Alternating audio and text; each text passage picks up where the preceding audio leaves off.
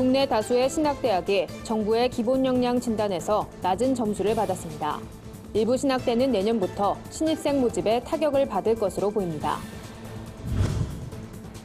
교회 내 성폭력 사건이 잇따라 논란이 되고 있는 가운데 성범죄에 대한 교회의 역할을 논의하는 자리가 마련됐습니다. 오늘 뉴스리포트에선 시민들의 편의를 위해 마련된 개방 화장실이 점차 줄어드는 실태에 대해 알아봤습니다. 우리나라에 거주하는 외국인들의 자원봉사 활성화를 위해 다양한 방안을 모색하는 자리가 마련됐습니다. 국내 수산유통업계가 각종 비리로 얼룩지고 있다는 제보가 들어왔습니다. 사기를 당했다고 주장한 한 업주의 이야기를 들어봤습니다.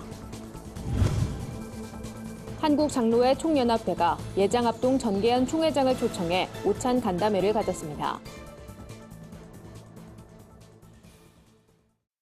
안녕하십니까. 구티비 뉴스입니다. 정부가 국내 대학들을 대상으로 조사한 기본 역량 진단에서 다수의 신학대가 하위권의 평가를 받았습니다. 재정이 열악한 지방 신학대학의 운영 위기가 현실화된 건데요. 자세한 내용 유남희 기자가 보도합니다. 교육부와 한국교육개발원이 전국 293개 대학을 대상으로 기본 역량 진단 가결과를 발표했습니다. 진단평가는 전국 대학을 자율개선대학, 역량강화대학, 재정지원 제한대학 3단계로 분류했습니다. 합격점이라 할 수 있는 자율개선대학은 모두 207개입니다. 이 중 기독교 계열의 학교는 성공회대, 루터대, 성결대, 한세대 등 17개 대학입니다. 역량강화대학으로 분류된 학교는 당장 정원을 최대 10%까지 줄이는 구조 개혁에 나서야 합니다. 정부의 일반 재정 지원도 일부 제한됩니다. 이 분류엔 서울기독대, 서울한영대, 모건대, 3곳의 기독대학이 지정됐습니다. 최하위 등급인 재정 지원 제한 대학엔 신학교로는 유일하게 부산장신대가 포함됐습니다.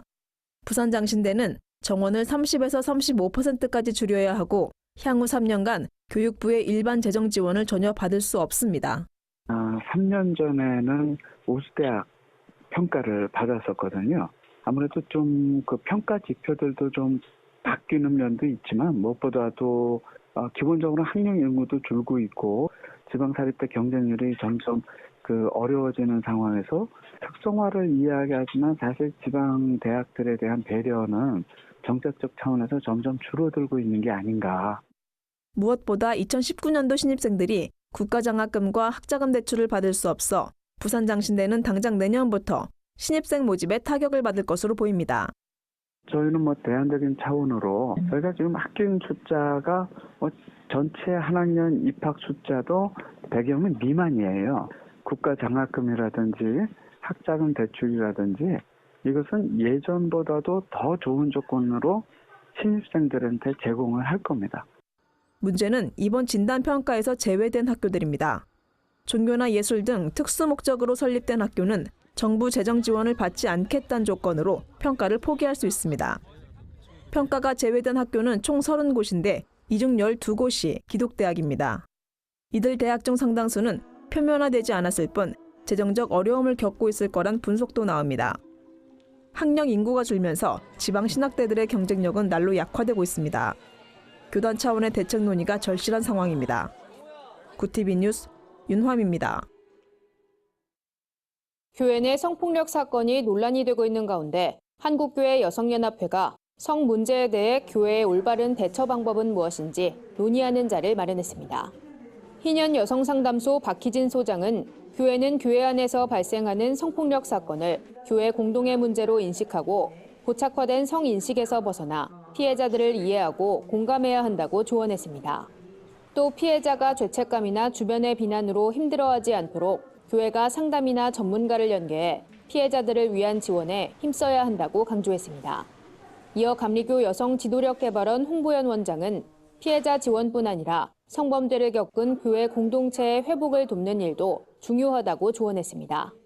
홍 원장은 전문적인 훈련을 받은 인력과 프로그램을 통해 성도들이 온전한 신앙생활을 회복하고 교인들이 스스로 공동체를 세워나갈 수 있도록 도와야 한다고 말했습니다.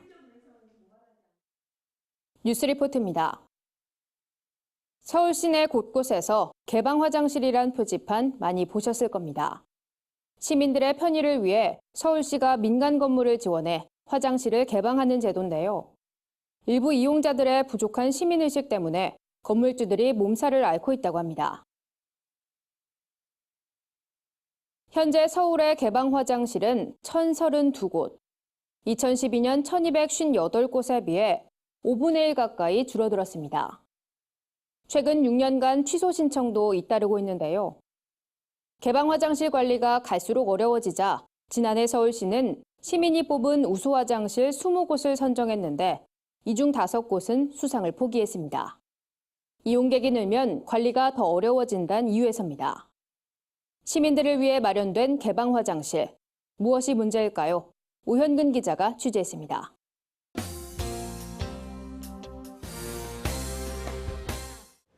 시민들의 편의를 위해 건물 곳곳에 설치된 개방 화장실.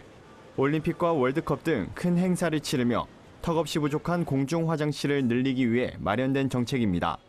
여기엔 막대한 예산과 장소가 필요해 민간이 가지고 있는 건물에 대해 자발적인 개방 화장실 지정 요청을 수용하고 시민들이 이용할 수 있도록 하고 있습니다.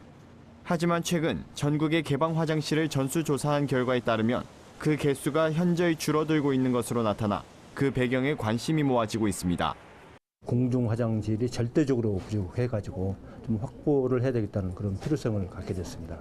처음에는 건물주들이 가장 좋은 의도로 개방 화장실 정책에 참여했지만 나중에 이용자들이 이용을 하면서 기물 파손이라든지 또 들어가는 소모품비가 늘어남에 따라서 서울시의 경우 지난 2012년 1,258곳이던 개방 화장실이 점차 감소세를 나타내더니 2018년 현재 1,032곳으로 급감했습니다. 전국 건물 곳곳에서 이와 같이 개방 화장실을 볼 수 있습니다. 건물주들은 시민들의 편의를 위해 자발적으로 개방했지만 일부 시민들의 무분별한 사용으로 관리에 어려움을 호소하고 있습니다. 이렇게 화장실 기물이 파손된 복구 비용은 고스란히 건물주가 부담하게 됩니다. 시, 도의 정책에 적극 화장실을 개방해 운영하고 있지만 지원되는 건 한 달에 10만 원가량의 위생용품뿐입니다. 서울시는 이에 대한 예산 편성을 연 5억 원으로 책정하고 있지만 25개 구로 나누면 그 지원은 어쩔 수 없이 적어질 수밖에 없다는 게 관계자의 설명입니다. 상황이 이렇다 보니 지정 취소 요청이 늘어나고 개방 화장실은 우리 주변에서 하나 둘씩 사라져가고 있습니다. 공중 화장실의 부족 현상을 없애 시민들이 편리하게 이용할 수 있도록 만든 제도는 과거의 불편을 재현하며 결국 예전의 모습으로 회귀하는 것이 아니냐는 우려를 낳고 있습니다. 근데 그 문자는 더 많죠.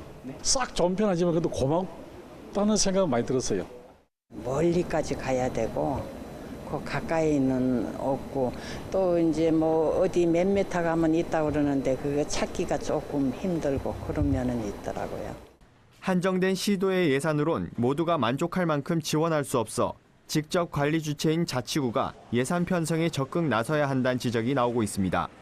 더불어 이용하는 시민들이 주인의식과 성숙한 시민의식을 가지고 사용하는 것이 절실해 보입니다. 구티비 뉴스 오현근입니다. 국내에 거주하는 외국인들이 증가함에 따라 외국인 자원봉사의 중요성에 대해 논의하는 자리가 마련됐습니다.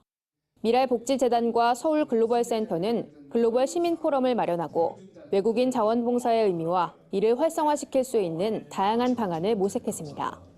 서울시 자원봉사센터 백은경 팀장은 봉사활동을 통해 합리적 의사소통 능력을 개발할 수 있을 뿐 아니라 타인과의 협력과 공감 능력, 사회 정의와 약자를 존중하고 배려하는 방법 등을 배울 수 있다는 점에서 외국인들의 자발적 봉사 참여가 중요하다고 전했습니다.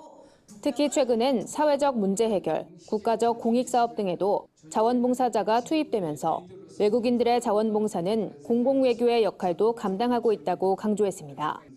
이어 발제를 맡은 자원봉사 이음의 박윤혜 대표는 외국인 자원봉사 활성화 방안을 제안했습니다.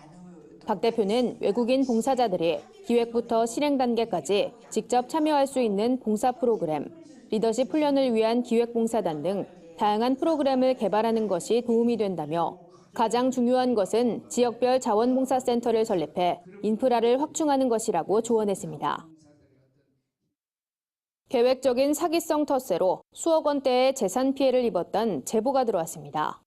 수산 유통업에 종사하는 제보자는 알고도 당할 수밖에 없었다며 법원에 상식적인 판단을 요구했는데요. 어떤 사연인지 홍의연 기자가 들어봤습니다. 수십 년째 수산 유통업에 종사하고 있는 김길주 씨. 그는 한때 서울 가락시장의 작은 거인이라 불릴 만큼 명망 높은 사업가였습니다. 하지만 대형마트의 납품 물량을 맞추기 위해 충남 태안에 업체를 차린 뒤부터 김길주 씨는 그야말로 일이 잘 안 풀리기 시작했다고 말합니다. 이른바 지역 텃세가 화근이었다고 주장했습니다. 여기서 이제 공장을 차리고 나니까 이 동네에서 자기 힘이 아니면 사업을 못한다. 그러니까 내가 울타리가 돼주겠다. 김길주 씨는 울타리가 돼주겠다고 한 A씨가 계획적으로 자신에게 접근했다고 말했습니다. A씨가 소개해준 수산업 종사자들이 바다에서 잡아온 수산물을 주지 않고 되려 다른 곳에 파는 등 이해할 수 없는 행동을 일삼았기 때문입니다. 뿐만 아니라 김 씨 소유의 꽃게잡이 배를 훼손하고 수천만 원에 달하는 바다 통발도 외부인에게 몰래 팔아 수억 원의 손해를 입혔다고 김 씨는 주장했습니다. 특히 김 씨는 그들이 자신의 행동을 정당화하기 위한 행동도 서슴지 않았다고 말했습니다. 김 씨에 따르면 이들은 지역민들에게 김 씨에 대한 좋지 않은 소문을 퍼뜨리며 명예를 훼손하기도 했습니다. 김길주 씨는 사기 혐의로 관련 인물들을 고소했지만 증거가 불충분하다는 이유로 무혐의 처분이 내려졌다고 전했습니다. 그 사람들은 어떤 명분으로든지 합리화시켜서 정당화시켜서 나를 떠나기 위해서 내 곁을 떠나야 되잖아요. 그냥 돈만 갖다 쏟다 그냥 좋은 사람이라고 떠나면 자기들이 욕을 먹으니까 그렇게 하는 거예요. 그래서 지금 이 시간까지 돈을 못 받고 있어요. 이 같은 주장에 대해 해당 종사자들은 처음엔 수산물을 정상적으로 납품했지만 김길주 씨가 사전에 약속한 경비 등을 주지 않아 작업에 어려움을 겪어왔다며 김 씨의 주장처럼 의도적으로 벌어진 일은 아니라고 해명했습니다. 김길주 씨는 이번 사건이 수산 유통업계의 비리라고 말했습니다. 전국 유통망에서 비일비재하게 발생하는 일이라며 알고도 당할 수밖에 없는 계획된 사기라고 주장했습니다. 끝으로 김 씨는 법원이 이런 일들을 상식적인 수준에서 올바로 처리해 주길 바란다며 선량하게 사업을 하는 사람들이 피해를 보지 않는 세상이 하루빨리 오길 기대한다고 말했습니다. 구티비 뉴스 홍우연입니다.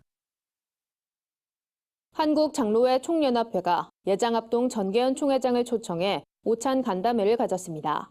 이날 간담회에서 참석자들은 국가 위기의 시대에 장로들이 끊임없는 기도로 헌신하겠다는 계획을 밝혔습니다.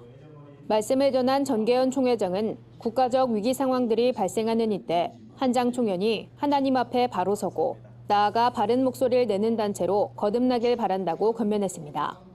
남상훈 대표회장은 모든 장로들이 한국교회와 사회를 위해 한장 총연이 한마음으로 기도하며 헌신하겠다는 계획을 전했습니다. 한장 총연은 평신도 지도자의 영적 회복과 민족 복음화를 위해 1981년 세워진 단체로 대표적으로는 예장통합과 합동, 기감 등이 속해 있습니다. 현재는 16개 교단에 22만 명이 회원으로 활동하고 있습니다. 오늘의 사회 이슈를 홍의연 기자가 종합해드립니다. 오늘의 이슈 포커스입니다.